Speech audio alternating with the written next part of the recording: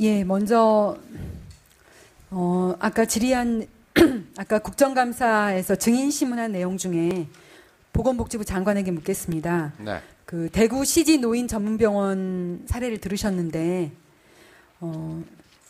의료수가 부당 청구에 대한 그 현지 의료보험공단의 확인이 있었고 거기에 대해서 보건복지부에서 조사하도록 지금 요청이 있는데 네. 아직까지 조사가 안 되고 있거든요. 조사 일정표상 지금 대구 CG병원은 12월 달에 조사 나가는 걸로 되어 있습니다. 아까 이야기를 들으셨지만 네. 지금 그 문제를 빨리 해결하시려면 10월 중에 조사를 나가셔서 조사를 하시면서 그 문제가 원만하게 해결되도록, 왜냐하면 지금 당장 거기에 있는 환자들이 피해를 보는 거잖아요. 그러니까 그 문제 해결에 보건복지부가 도움을 주셔야죠. 노사 간의 문제 아니겠습니까? 그 노사 간에 그 하는 거는 하시고요. 저희는 뭐 저희 일은 또 저희들대로 다른 병원들 문제도 있기 때문에 거기를 우선적으로 뭐 저희 조사 결과가 저 노사 관계하고 저 어떻게 연결되는지 제가 실상을 잘 모릅니다, 의원님. 조사를 하시면서 네, 네. 병원에 문제가 있다면 그런 게 고쳐지도록 지도를 하시라는 겁니다. 예, 알겠습니다. 하여튼 저희가 보긴 보겠는데 하여튼 현재 조사 일정은 잡혀 있는 거니까요. 금년 안에 조사를 하도록 하겠습니다. 제 말은 보건복지부가 네. 그런 식으로 시간 핑계를, 그러니까는 뭐 몇백 건 이렇게 막 밀려가지고 아까도 뭐 어느 의원님께서 표를 보여주셨지만 네. 지금 현지 조사를 안 하고 있잖아요. 문제가 있으면 제각 조사를 해야지 왜 이렇게 몇 달씩 미루는 거는 이유가 뭡니까? 안 하고 있는 게 아니라 의원님 지금 이제 저희들 이 조사 인력에 비해서 대상 기관이 너무 많기 때문에 거기다 금년에 작년에 국회 요청도 있고 해서 상급 종합병원 전체에 대한 기획 조사를 저희들이 또 했거든요. 그러다 보니까는 좀 일반 그 병원들에 대한 조사가 좀 후반기로 늦어진 그런 상황입니다. 하여튼 저희도 어쨌든 이 빠르게 부분은 진행하겠습니다. 제가 지난번에도 말씀을 드렸는데 12월까지 미루지 마시고 10월 중에 조사를 하실 수 없습니까? 글쎄요, 저희가 한번 뭐 다른 일정들이 어떤지 한번 검토는 해보겠습니다. 검토를 해보겠는데 이것이 예를 들면 저희가 무슨 저는 그 CG병원에 그러니까 하실 수 없다는 겁니까? CG병원에 무슨 노와 사 간의 문제라든가 이런 건 사실 의원님께서 말씀해 주셔서 알고 있고요. 아마 저희도 그 자세히 파악은 못하고 있었던 것 같은데 그것과 이 조사 일정과 뭐 관련성이 별로 없이 이루어진 의사결정. 예, 그럼 대답은 그만하십시오. 예.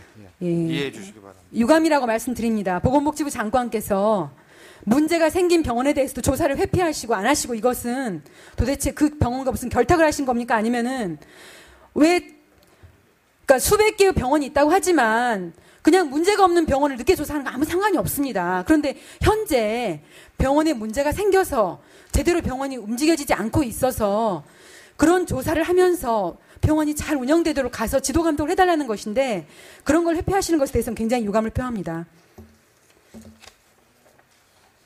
그럼 한 가지 더 묻겠습니다.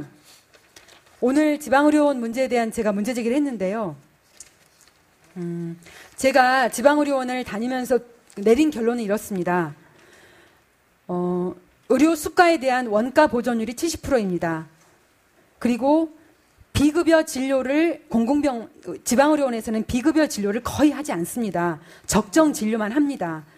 그리고 같은 치료 행위라도 의료급여 수가는 보험급여 수가보다 더 낮습니다. 똑같은 치료를 해도요. 그러니까 이게 바로 적자의 원인입니다. 그런데 현재 임금 체불된 곳은 전국 34개 중에 12개밖에 아니거든요. 그럼 나머지가 특별하게 경영을 잘해서가 아니고요. 나머지 22군데는 지방자치단체에서 경상비도 지원하고 적자도 메워주고 계속 지원을 해줘요. 그러니까 그 임금 체불이 안 된 거고요. 이 12군데는 지방자치단체가 가난하다 보니까 또는 여러 가지 핑계를 대고 제때 도와주지 않아서 그래서 생긴 임금 체불이거든요. 그 말씀을 드리고요. 그런데 지금 보건복지부에서는 어쨌든 지금 지방의료원을 떠맡고 나서도 제대로 이러한 원인을 해결하지 않고 지방에 대한 적절한 지도 감독을 하지 않고 있습니다. 그래서 그런 부분을 해결하기 위해서 지방의료원이 명실상부한 지역거점 공공병원으로 역할을 해나갈 수 있도록 지방의료원 발전을 위한 TF회의를 구성하고 거기에 보건복지부 또 행정안전부, 지방의료원, 노사, 전문가 또 우리 보건복지위원회 위원 포함해서 함께 중장기적 발전 전략 그리고 지금 당장의 대책을 논의했으면 좋겠습니다. 답변해 주십시오. 예, 지방의료원에 대해서는 지난번에 저희들이 한번 운영 상황을 한번 진단을 해서 그 결과를 각 지자체에 통보를 해드렸습니다. 아마 최근 몇 년 사이에 뭐 그런 그 진단 자체가 이루어진 게 종합적인 진단이 뭐 매년 하긴 합니다만 조금 광범위하게 처음 했고요.